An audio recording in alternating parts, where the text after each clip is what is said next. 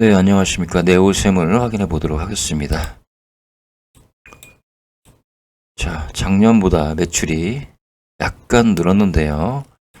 영업이익은 오히려 2배가 되었습니다. 2배가 되었습니다. 보면. 자, 재무구조도 괜찮아 보입니다. 자산 대비 부채가 굉장히 낮은 편이죠. 거의 한 5배 이상 되는 자산을 가지고 있습니다. 부채보다.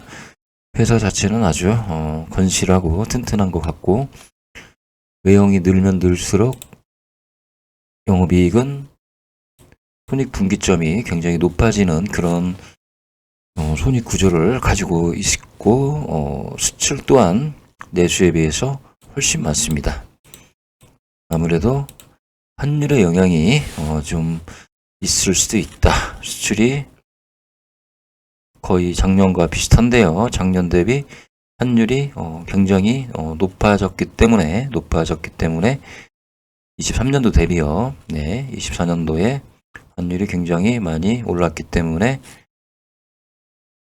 영업이익이 굉장히 높게 발생한 것 같습니다.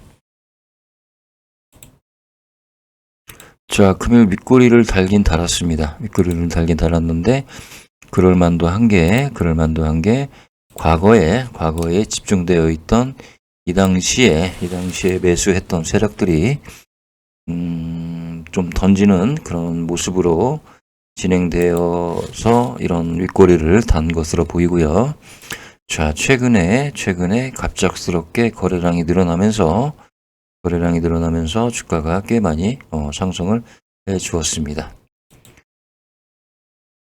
자, 다 좋은 그런 상황을 보이고 있기 때문에 저는 그냥 딱 보고 브랜드 밴드 이 상황을 보고 윗꼬리는 어쩌면 당연한 것이다. 왜냐면 자, 캔들이 볼린저 밴드 밖을 벗어났고요. 자, 벗어나면 어차피 다시 들어오는 모습을 보이겠지만, 자, 볼린저 밴드 상한선이 중심선보다 자, 얼마나 큰 차이가 있냐면요. 자, 요 정도의 편차값을 보이고 있습니다. 그래서 금일은 윗꼬리는 과거에 이런 상황도 있었고, 볼린저 밴드 자체로 분석을 해보면 윗꼬리는 어쩌면이지만 당연한 것이다. 왜 그런지는 저도 알 수는 없습니다. 볼린저 밴드 밖으로 나가면 꼭 이렇게 윗꼬리가 달리는 경향을 많이 볼 수가 있는데 왜 그런지는 사실은 분석이 어렵습니다. 굳이 설명을 드리자면 그 일탈과 이탈의 차이죠. 자, 일탈은 쉽게 말해서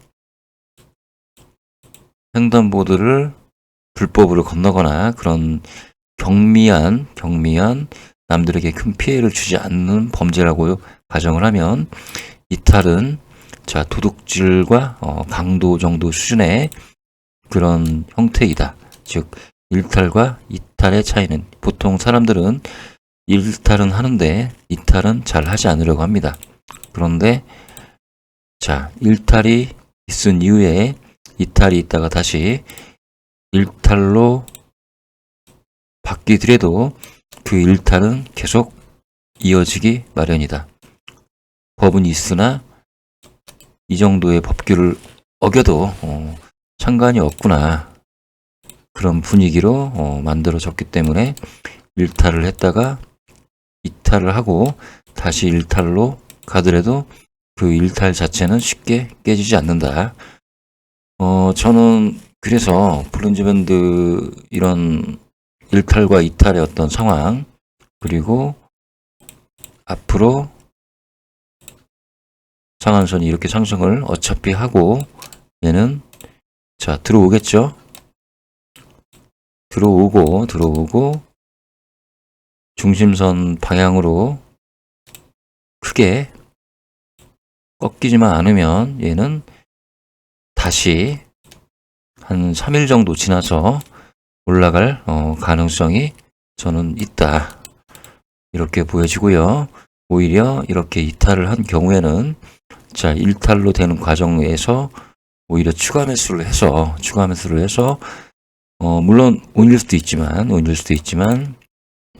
한 번 더 상승하는 그런 상황을 기대하는 것도 괜찮지 않겠나라는 생각이 듭니다. 이런 경우에 가장 판단하기가 사실은 어렵긴 합니다. 어렵긴 한데, 자, 이게 하나의 긴 장대 양봉의 윗골이라고 보고요. 긴 장대 양봉의 윗골이라고 보고, 얘가 3분의 1,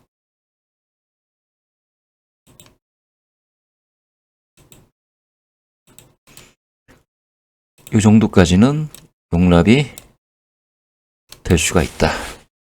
이 정도까지는 용납이 된다. 3분의 1 가격 아래로 내려가면 모르겠지만 이 구간 내에서 유지를 해준다면 그러면 일종의 고가놀이 형태로 갈 수가 있다. 자, 과거도 마찬가지죠. 이렇게 버티는 자리들이 충분히 나옵니다. 충분히 나오지만 그러다가 이 자리를 버티고 또다시 치고 올라갈 때 그때 한번 매도를 할 수도 있는 것이고, 한 번 더 이제 쉽게 말해서 어떻게 될지 모르기 때문에 일단 보유하고 계시다가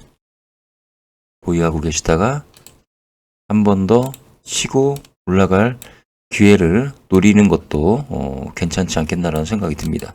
이게 이렇게 한번 올라가면요, 갑자기 뭐 얘가 훅 빠지거나 그러진 않습니다. 버티다가 올라가든 버티다가 하락을 하든 이런 식으로 되는 것이죠. 그래서 네오셈 같은 경우에는 좀 버텨도 괜찮지 않겠나. 왜냐하면 만약에 이런 자리에서 다시 한번 치고 올라갈 때 한 것을 후회하면 주식을 못하죠. 기분 나빠서도 못하고 내 실력에 대한 의심을 가질 수밖에 없는 것이죠. 그래서 이런 자리는 한 번 더 버텨보고 다시 치고 올라갈 수 있는 가능성이 적어도 50% 이상은 있기 때문에 그 50%의 확률을 한번 기다리시는 것도 괜찮지 않겠나라는 생각이 듭니다. 회사 자체가 뭐 크게 나쁜 회사도 아니고 특히나 이제 반도체 쪽이죠, 결국. 자, 상장 주식 수도 4,300주 정도 되고요. 시총도 5천억 이상 됩니다. 그래서 개잡주는 아니다. 결론은 자, 한 번 더 지켜보시고 들고 가시는 게 좋지 않을까 그런 생각이 듭니다. 하락을 했어도 거래량이 거의 없는 가운데 하락을 했기 때문에 이 부분은 누군가가 집중적으로 매도를 해서 하락한 것이 아니라 자, 의뢰의 어떤 의도적인 하락이 좀 있지 않았나. 예를 들어서 뭐 신용이 많았다던가 신용이 꽤 됐네요. 신용이 꽤 있습니다. 보니 2,600만 주. 이렇게 많을 수가 있나요? 근데 유통주식 수가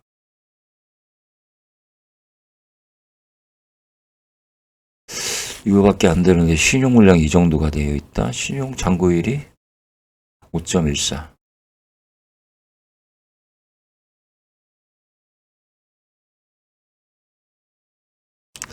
이게 맞는 데이터인지는 모르겠지만요. 어쨌든 신용이 꽤 존재했고 그렇다고 해서 신용이 크게 털린 것도 아니고 한 번 더 가지고 가시고 보유하고 계시는 게 맞지 않겠나라는 결론으로 말씀을 드리겠습니다. 자, 여기까지 네오셈 분석 마치도록 하겠습니다. 이 신용 잔고는 한번 2,300만 주. 이게 말이 되는 수치인지. 아, 이게 뭔가 좀 데이터가 틀렸네요. 그쵸? 신용장구가 모든 종목이 다, 네, 같은 데이터로 나오네요. 네, 어쨌든 신용장구는,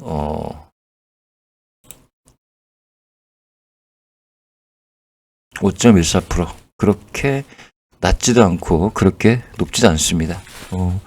보유하시고, 한 번 더 기회를 기다리는 것도 괜찮지 않겠다라는 생각이 듭니다. 괜찮을 것 같습니다. 네. 감사합니다.